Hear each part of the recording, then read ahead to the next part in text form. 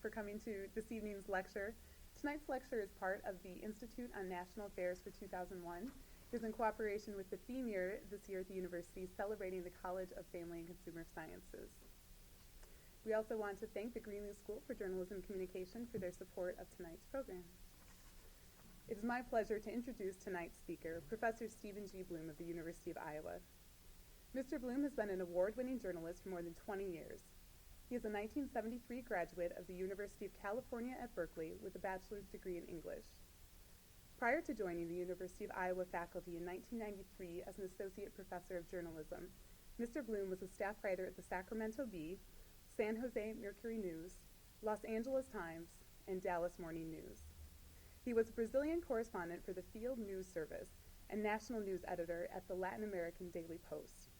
In 1992, Bloom served as a press secretary and chief speechwriter for San Francisco Mayor Frank Jordan. Bloom's freelance work has appeared in many publications, including the New York Times Magazine, the Chicago Tribune Magazine, Family Circle, Money, the Philadelphia Inquirer, and the Washington Post. He is a frequent contributor to Salon Magazine. Bloom has also been a guest on the nationally syndicated Diane Rehm show from Washington, D.C., as well as several other National Public Radio shows.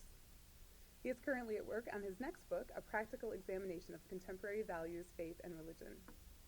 Professor Bloom's research interests include the nature, evolution, and implications of U.S. media coverage of healthcare and medical issues, situational ethics in the newsroom, and the oral histories of journalists. He teaches news reporting, feature and magazine writing, and medical reporting at the University of Iowa.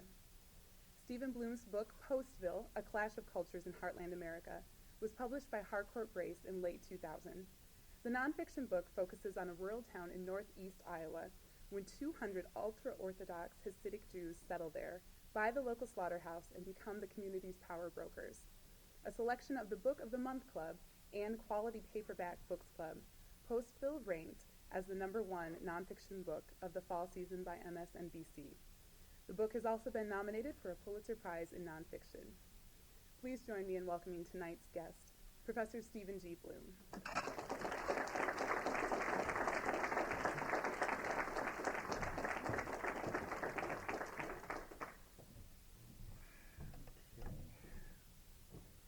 Hi there. I'm glad none of you like The Matrix, the movie The Matrix. You know, there's another show going on tonight at 8 o'clock for those people who like The Matrix. But I'm glad that you people have decided to opt for literature instead of film. Okay, I'm going to do two things tonight. Everyone can hear me back there? Okay. It's supposed to be a little... Okay. Everyone can hear me now. Okay, good. This is the drill. I'm used to doing this because I've been on a 15-city national tour, but I also teach at the University of Iowa, a place with a really good basketball team, right? The place with a really good football team, right? Okay. The place with a really good journalism school, right? Okay. This is the drill tonight. I'm going to do a little bit of reading from the book. Not very much, because many of you have already read the book. And then I'm going to talk about the lessons that the book, I think, brings to Iowa and really to the nation. And then what I'd like to do is open it up for questions. And any question is appropriate. If you want to throw daggers at me, this is the time to do it. So why don't we start with that? I want to talk a little bit, starting out, about my career as a writer and how writers, how I got involved in this story. Okay? Let me just start myself out here.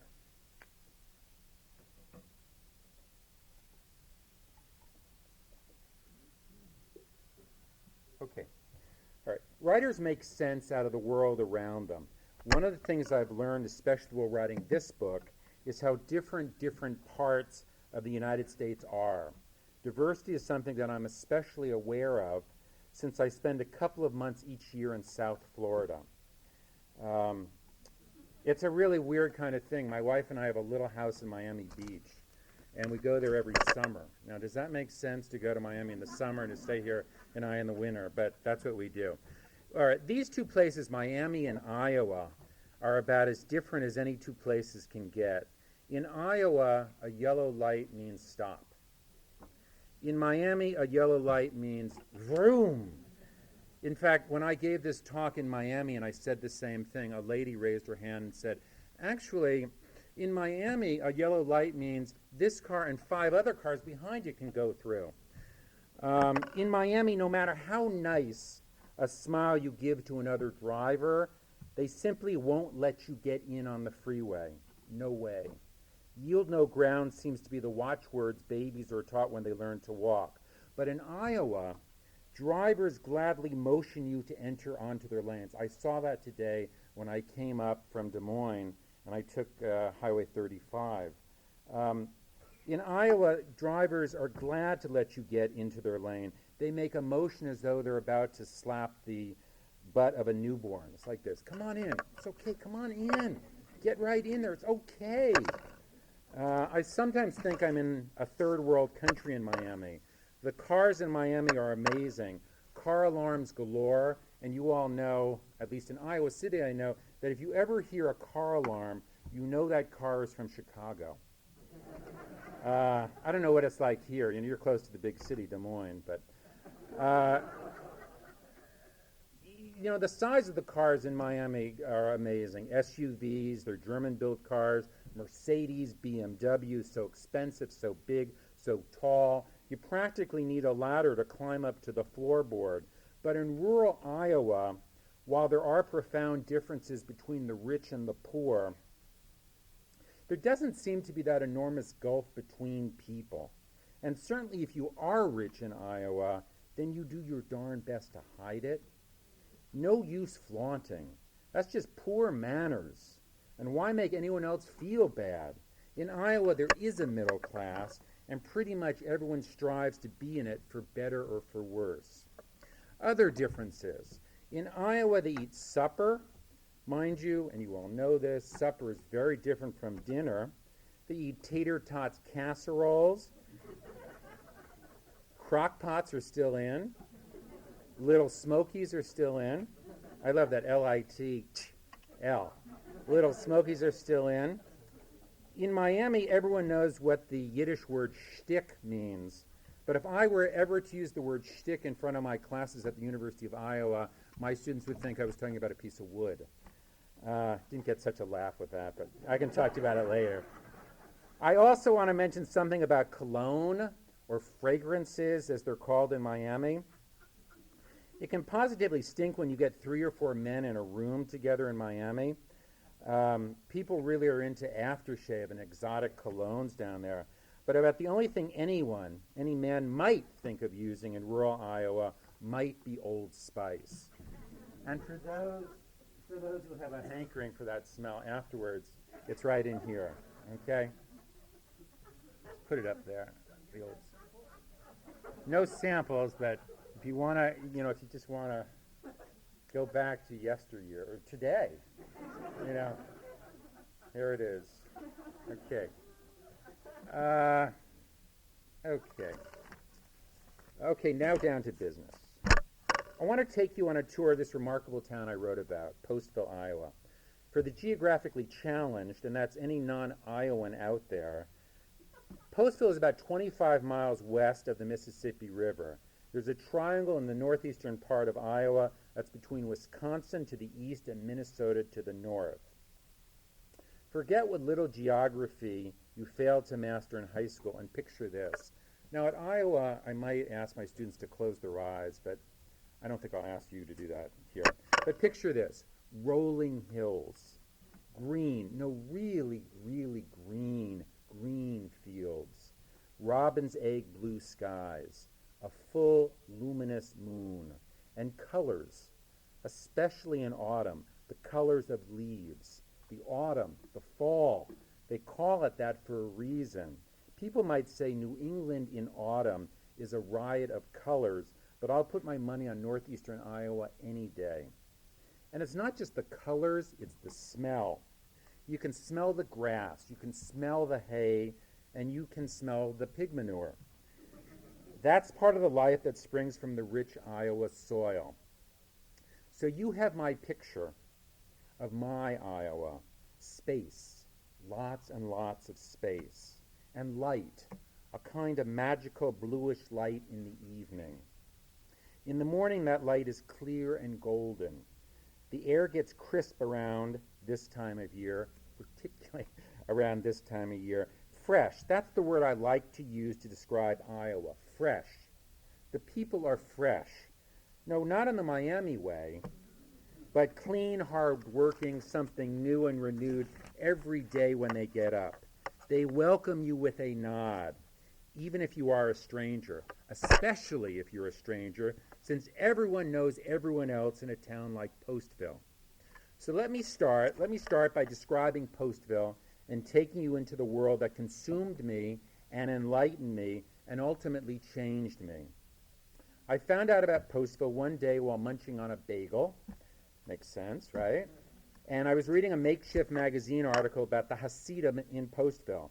And I knew as a journalist right away, right in my bones, right down to my corpuscles of my blood, that I had to get myself to this town. And I did that very next weekend. But first, let me set the scene of what was going on in Postville.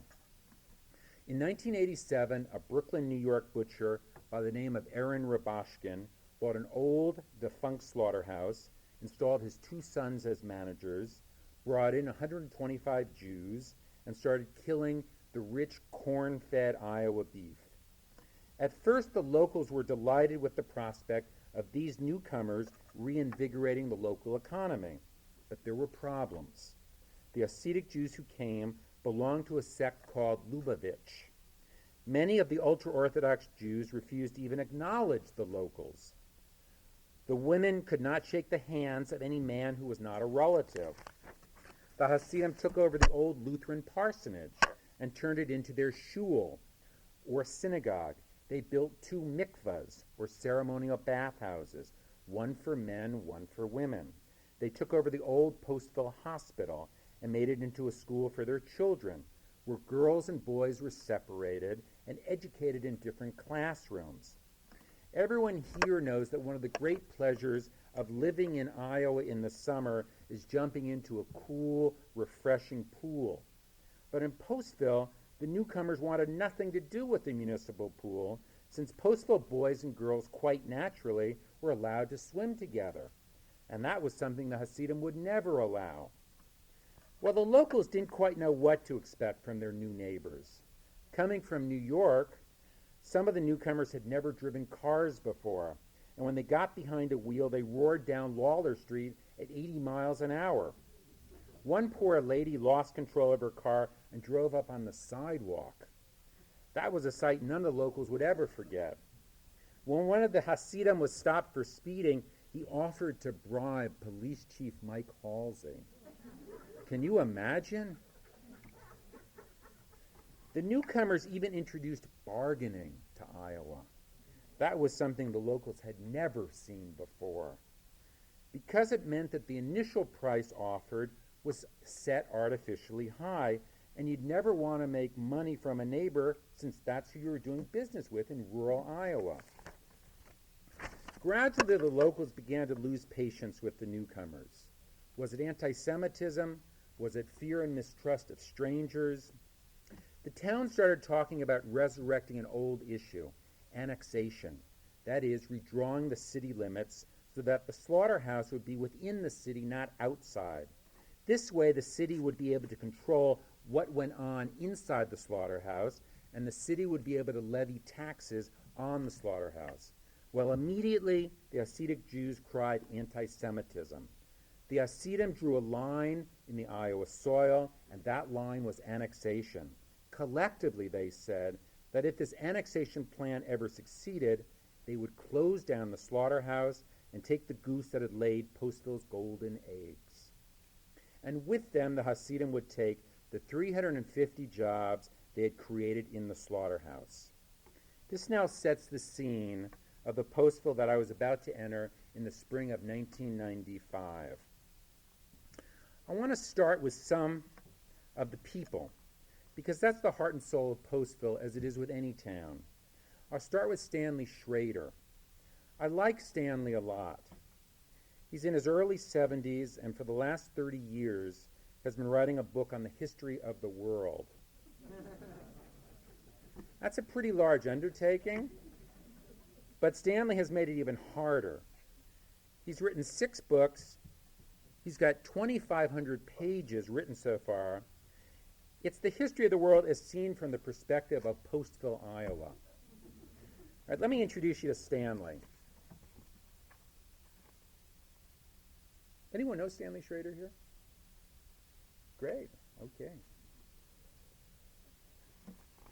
Stanley said he'll never forget the exact moment when he saw the first Hasidic Jew set foot in Postville on a crisp fall day in 1987. Stanley was walking to the post office, as he always does in the mid-morning.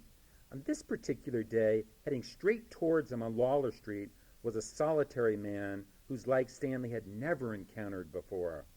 The man had long, curly side locks and a black, very full beard. He wore a calf-length black frock, gabardine black pants, and an untucked white shirt with what looked like tasseled fringes coming out from under it.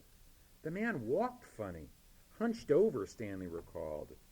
His hands were clasped behind his back, his eyes were cast down on the sidewalk, and he seemed to be muttering something to himself in a foreign language. Iowa farmers from another county were unusual enough in these parts, but a man who looked, walked, and mumbled like this guy, well, Stanley didn't quite know what to think. Who could the man possibly be? Where was he from? Why was he in Postville? How did he even find this place?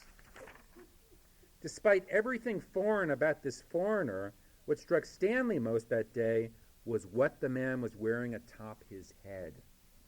A little black beanie is how Stanley described it. Stanley couldn't get the beanie out of his mind. Stanley stood transfixed by the sheer physics of them. How in the devil did the man manage to keep that tiny, round piece of material from taking off like a frisbee? With sudden gusts of wind sweeping over the Iowa cornfields, billowing across the pastures, whipping through Postville streets, it was hard enough to open up an umbrella without the damn thing collapsing, so how'd that beanie ever stay put? Well, that was the first time Stanley saw a Hasidic Jew. And after 2 or 3 more encounters from afar, Stanley decided it was time. He would approach one of them. I was walking down the street and I decided to say good morning. But this fella wouldn't make eye contact with me. I wanted to invite him in for some Kool-Aid and cookies, but he didn't want to have anything to do with me. No siree. Stanley had no idea how these newcomers would ever fit in, or even if they wanted to fit in. In the old days, when a Postville home burned down, the volunteer fire department did its best to save what it could, and within 4 or 5 months, the men of Postville would have teamed up to rebuild the entire house. All the while, the ladies in town would have cooked up dinners and given away half of what was in their closets to clothe the family. It didn't make any difference whose house had burned down, how many kids they had, or what the husband did for a living. Today, if a home of one of the Jews caught fire, Stanley didn't know whether the Jews would even allow the locals to save it. But what bothered Stanley more was that for the first time in his life, he wasn't sure there'd be enough locals who'd come out and try to put out the flames. Okay, that's Stanley. Let me take you down to... Let me take you to Cliff Olson. Who knows Cliff Olson? Okay. Cliff Olson. You're not an attorney representing Cliff Olson, are you, sir? Okay. I want to introduce you to Cliff Olson. Cliff is in his mid-70s. He's been married to his wife, Ida May, for 51 years. In this civil war of sorts going on in Postville, Cliff is firmly on the side of the Hasidim. Cliff runs a car service and is busy most days shuttling Hasidic employees to and from the La Crosse airport. Cliff and Ida May were among the first to break away from many of the locals and actually work for the Rabashkin family. For almost a decade, Cliff, a retired car salesman, had been the Jews' personal chauffeur, or as some of the locals referred to him, the Jews' errand boy. It all started when I was waiting to pick up a passenger at the La Crosse airport. I had some time on my hands, and I saw a man dressed in black with one of those big bushy beards. And I struck up a conversation. To tell you the truth, this man really looked like a fish out of water. This happened when the Jews were first coming here to look at the plant, even before they bought it. Cliff, who was wearing a green jumpsuit with a white vinyl pocket protector full of pens and pencils, is a third-generation American, but his first language was Norwegian. When I was growing up here, the northeastern part of Iowa really was segregated. Postville was where the German Lutherans settled. In Elgin, you had your Swiss apostolates, and in Claremont and Gundar, the Norwegian Lutherans settled. In high school, you just did not date a Catholic girl. It just wasn't done. A lot of people here don't want to accept the Jews because they think they're taking over. They're reliving the war. Some actually don't believe there was a Holocaust. They say the Jews invited their trouble. That's how they put it. I sold cars for 12 years, and over again, I've heard the same expression, Jew you down. There isn't a business in town that's been hurt by the Jews being here. Why be down on something you're not up on? They don't want to know anything about the Jews. And they don't know anything about the Jews either. The first words you hear are, those damn foreigners. They're not foreigners. The last time I checked, Brooklyn, New York, where the Rabashkin family's from, was part of the good old United States of America. But the locals, they don't want to believe that. They don't want to get to know them. They think the Jews are like a coon on a hound's back. Once they're here, they'll never let go. Well, as soon as Cliff said coon on a hound's back, I was mesmerized. I figured Cliff was talking about raccoons and dogs, and when I asked, he smiled in an almost sweet way, then laughed. You are a city slicker. Cliff leaned forward, his elbows on the Formica table. When a raccoon is chased by a dog, the coon generally heads for one of three places. The coon can burrow in a hole in the ground, he can climb a tree, or he can head for water. If the coon goes for a river or a lake, the dog likely will chase him there, getting in the water. Lots of coons then will climb on the dog's back while in the water, and their weight will drown that poor dog. The coons know what they're doing, and they'll kill that dog. If the locals saw the Jews as coons, then they saw themselves as the dogs, struggling to breathe, about to go under. And Cliff, damn it, Cliff wasn't doing anything to help. At least that's what many of the locals told him. All the time I hear him saying, oh, here comes Cliff again. He's the Jews' friend. And you know what? I'm sick and tired of hearing that. Oh, I can take it. That's not it. It's that my neighbors, the people I've lived with in this town for 70 years, some of them are a bunch of closed-minded bigots. Okay. Let me switch gears now, and let me talk about the lessons that I think I learned from Postville, and I hope I can share with you. Postville really is the story, as I said, of an Iowa town that few people out of a 50-mile radius have ever heard of. But as more people of different cultures butt heads to seek power in the United States, what happens in Postville, Iowa, serves as a window, really, to the future, I believe, of our country. I want to tell you a little bit how I got the idea for Postville. It took place a long, long time ago.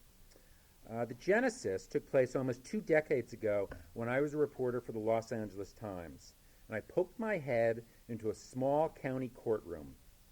What I saw happened so fast that it could have been lost in a couple of blinks of the eye, but it ultimately led to countless hours of reflection on such not-so-trifling issues as the nature of community, cultural identity, the social sense of belonging, and ultimately what it means to be an American. My beat at the LA Times was the criminal and civil courts in Van Nuys. That's the legal epicenter for the sprawling bedroom community known as the San Fernando Valley. Every day when I walked into the county courtroom, or courthouse, my job was to choose from a vast menu of wrongdoings. Homicides, rapes, child molestations, drug deals gone bad. Homicides generally guaranteed the biggest play in the paper.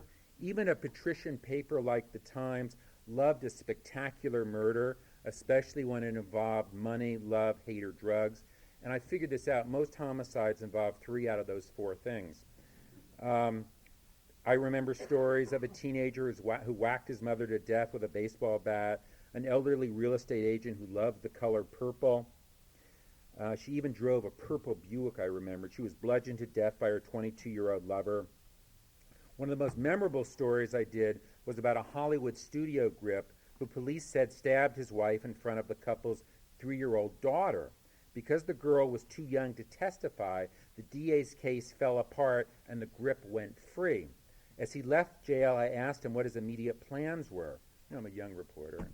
And he said, eat a steak and fries. What else? The people I was writing about were violent and depraved. After a year of covering the courts, I decided I needed to stray a little, as much for my own sanity as I hoped for my readers. One afternoon over coffee, a court reporter suggested I check out Name Change Court. It sounded like a television show hosted by Bob Eubanks.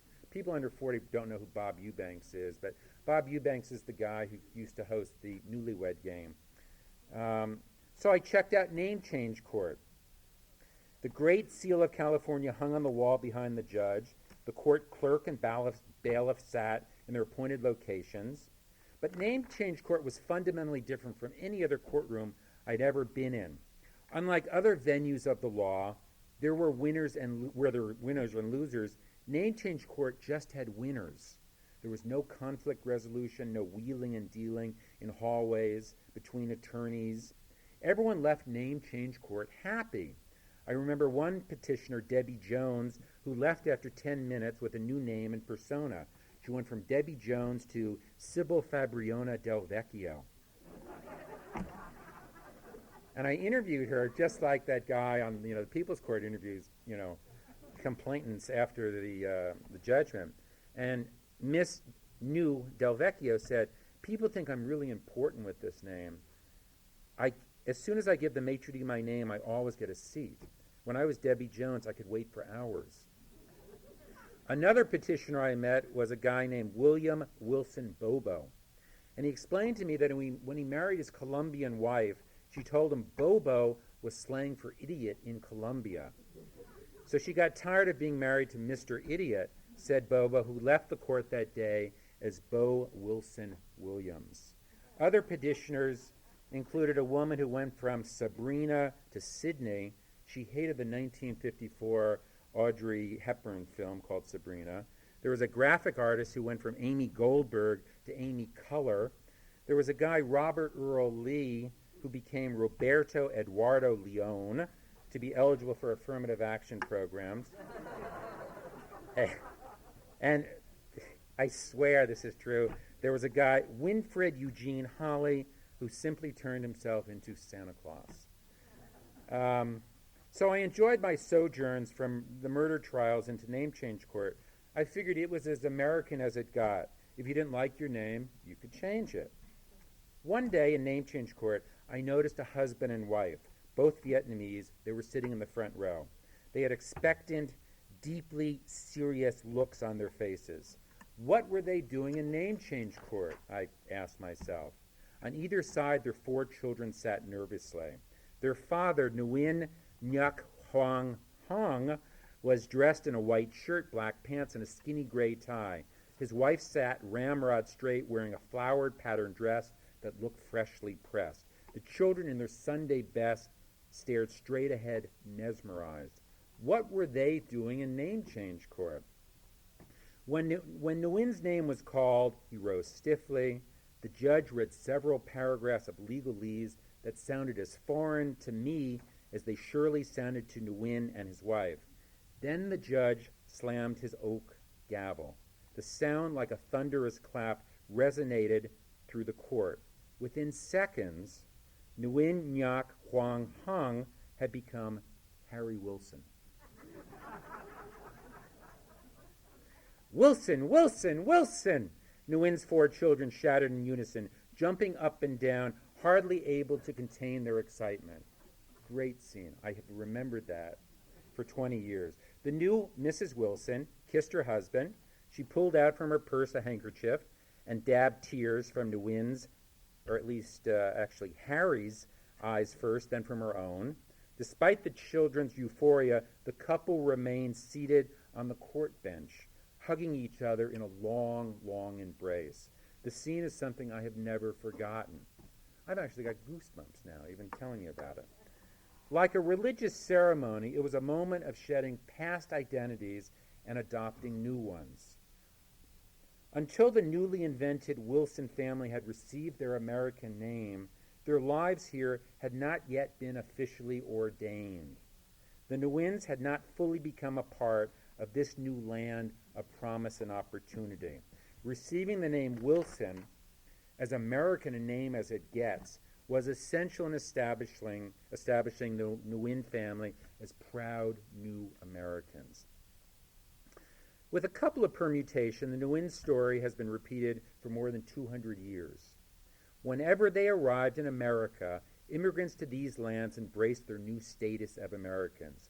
Their children often were embarrassed when their parents spoke a foreign language, and even when their parents learned English and spoke it with an accent, their children were still embarrassed. Retaining the family's mother tongue was to be expected, as were myriad old world customs that came along with the immigrants as they crossed oceans to get to the United States. But blending into America and her customs was paramount. That is what mattered. Flash forward to today. Like Nguyen, millions of Americans, some newly arrived, unlike Nguyen, millions of Americans, some newly arrived, others long-standing residents, have no desire to cast off original names and nationalities or to shed their cultural viscera. Many Americans whose ancestors received new names at immigration ports generations ago are now restoring their family's original names. Today, millions of Americans seek to retain, to an extreme degree, their individual heritages. Like the Postville Hasidim, they are Americans by location only, but their heart and soul remains deeply embedded in another culture, in another identity. These days, a collective American ethos is no longer a necessity. Learning America, her language and culture, may still be important, but it's not nearly as critical as it used to be. Our collective national identity as Americans has become practically non-existent. Self-interest and factionalism. What's in it for me? What's in it for my people? That's what's important these days. Shared cultural values that once bound Americans today no longer exist. Strident affinity groups flourish, compartmentalized along the lines of myriad characteristics, which can include niches as broad as race and religion, and be as narrow as whether members eat meat, smoke, have been through therapy, if so, which kind of therapy, whether they wear leather, prefer IBM to Apple, have sex with men, with women, either, both, or none. Our nation has moved away from its melting pot ideal, and where everyone was supposed to be alike, and given way to a salad bowl America. Back in Los Angeles, a few weeks after I left the Nguyens in name change court, I drew a Saturday night assignment to cover a speech by black nationalist leader Louis Farrakhan. He was speaking at the Los Angeles Forum. At that point in his career, Farrakhan was causing jitters, to whites, especially to Jews. He had praised Hitler in a speech, referred to Judaism as a gutter religion, and called New York City the capital of the Jews. Upon entering the Forum that night, I was body searched by a team of bow-tied Nation of Islam security guards, and then allowed access to the main floor. As soon as I started taking notes, Farrakhan's voice was booming. "I know that right here in your midst," Farrakhan said in his strong cadence voice, "is a white Jewish reporter covering my speech for the white establishment Los Angeles Times. And my friends, do you know what this white Jewish reporter's job is? Do you know? Do you know why he is here? Oh, he's not here to tell all you what you know already about me. His job is to scare the white people of America. His job is to distort, to mangle, to change the meaning of my speech. You see, my friends, the white Jewish reporter's job is very simple. His job is to make me sound like I'm a crazy black racist. That's what his job is. Oh, yes, that's what his job is. The crowd roared in approval. People in the stands stamped their feet to make a rolling, rumbling noise. Farrakhan had whipped the crowd into a frenzy.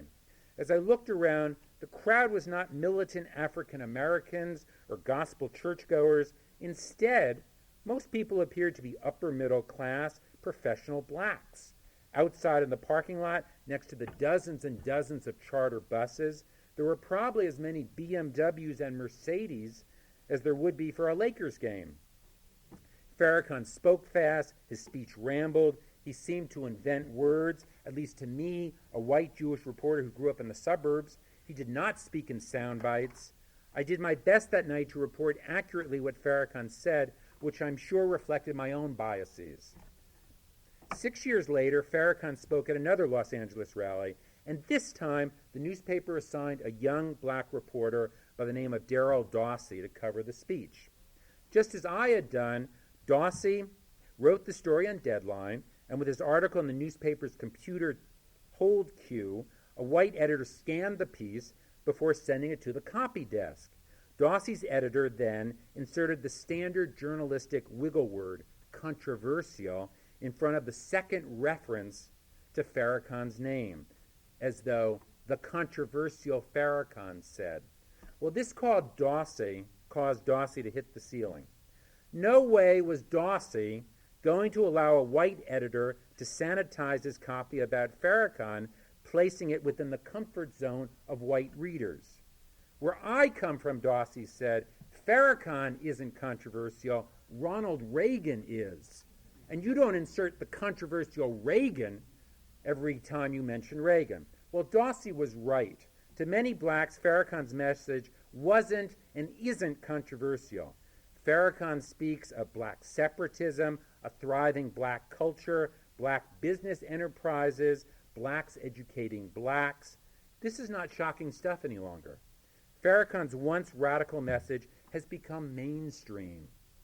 It's what Americans have come to respect from any self-respecting ethnic bloc. If you replace the words black with ultra-Orthodox Jewish, Farrakhan and deceased Lubavitcher leader Menachem Shearson's messages would be identical. America is changing before our eyes. The notion of a dominant American culture is no longer. You can watch Mexican and Brazilian novelas or soap operas on cable television 24 hours a day. You can read news of your homeland in your native language in more than 1,000 newspapers. You have the internet where you can go anywhere in a second. In any medium-sized American city, you can find cuisine from Vietnamese spring rolls to Turkish hummus. Disparate cultures seek to stay distinct and apart from the mainstream culture of American values and ethoses. And this is the culture that the Nguyen family so passionately sought to embrace. Today's multiculturalism mandates nations within nations. With such fragmentation, many Americans no longer make emotional, political, or social commitments any longer to the United States.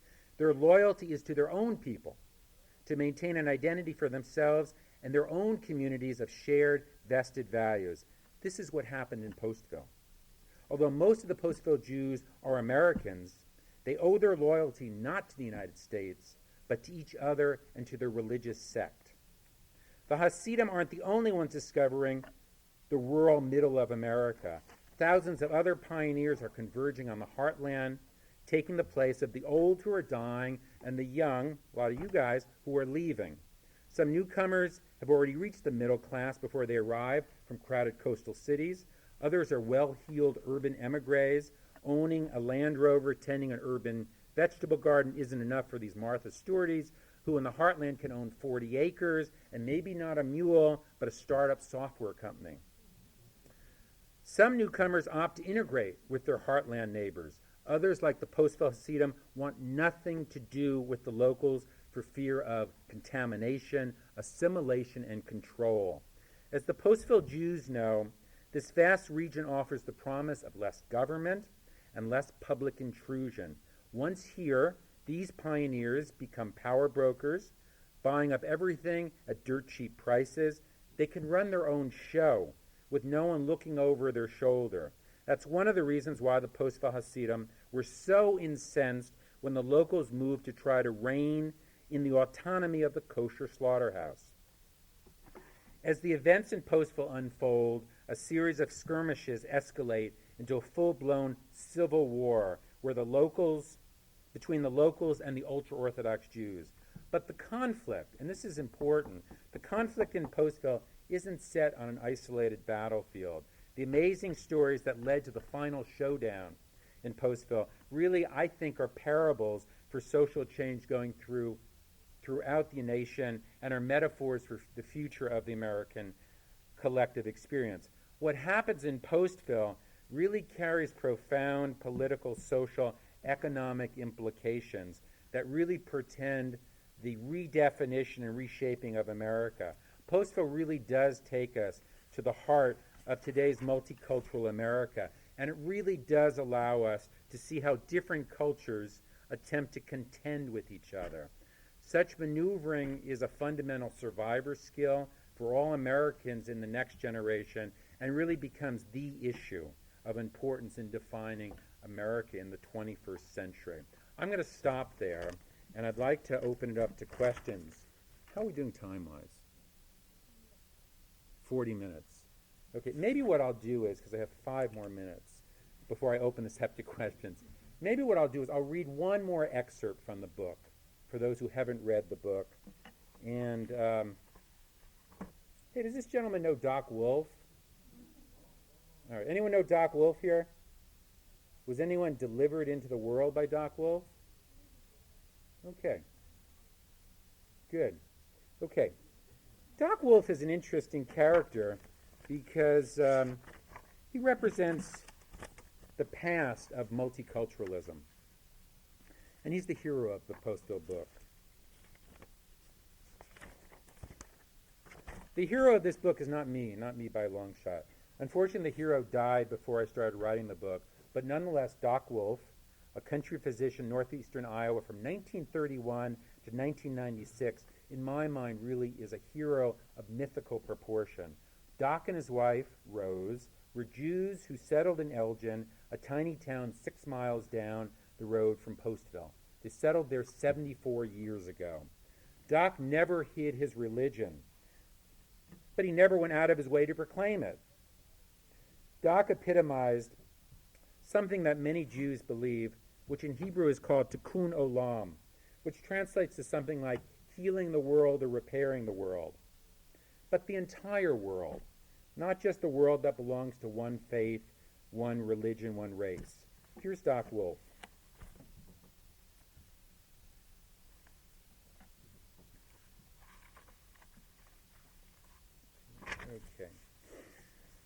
Okay.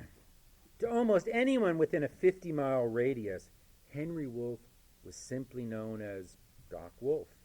Over 6 decades as a country doctor serving Elgin and Postville, the kindly compact physician with the trademark mustache and the thick black frame glasses had stitched up thousands of wounds, removed hundreds of appendixes and tonsils, and brought more than 2,500 babies into the world. He held the record for delivering more babies in northeastern Iowa than anyone else, a record that no other doctor will ever likely break. More than several people told me the same thing. Doc Wolf could cure you with his bedside manner. Just seeing him made you feel better. To many, Henry Wolf was a Renaissance man in a part of America where being a man with brawny shoulders, a quick head, and an honest way was usually good enough. For 6 decades, no one in either Allamakee or Fayette County commanded anything near the respect that Doc Wolf had. He was on the school board, started the local Boy Scout troop, and the Little League. Doc revered baseball, the Chicago Cubs in particular. During the first week in April every year, he would take his two sons, Butch and Howie, out of school, and the three of them would drive all the way to Chicago to see the Cubs on opening day, but not before stopping off at a delicatessen on Roosevelt Road for Dr. Brown's sodas, a sack of corned beef sandwiches, and an enormous dill pickle, all was sliced in three. Until he was 40, Doc played second base for the Elgin Cardinals, a ragtag summer team that competed Sunday evenings against teams from Wadena, Strawberry Point, and Claremont.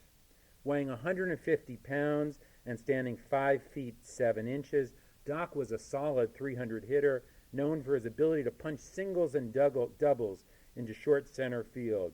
He and his teammates wore red caps and gray flannel uniforms, each with a number. Before every game, the team held a citywide picnic in the Shorey cow pasture, which had been transformed during the 1930s into a baseball diamond with wooden bleachers so that wives, girlfriends, mothers, fathers, grandfathers, children, aunts, and uncles could cheer on the Cardinals. It was Field of Dreams 50 years early. Baseball wasn't Doc's only pastime. He played bridge 3 times a week, wouldn't put down a newspaper until he finished the crossword puzzle, would travel at a moment's notice if he could snag a ticket to any opera within 300 miles. He was a master gardener and a consummate reader. He went few places without a well-worn leather-bound edition of the collected works of William Shakespeare. And whether he was waiting for a patient or for a train, Doc devoured the book the way fundamentalists devour the New Testament. Doc knew every Shakespearean play and character as well. He knew the moral lessons their actions prompted.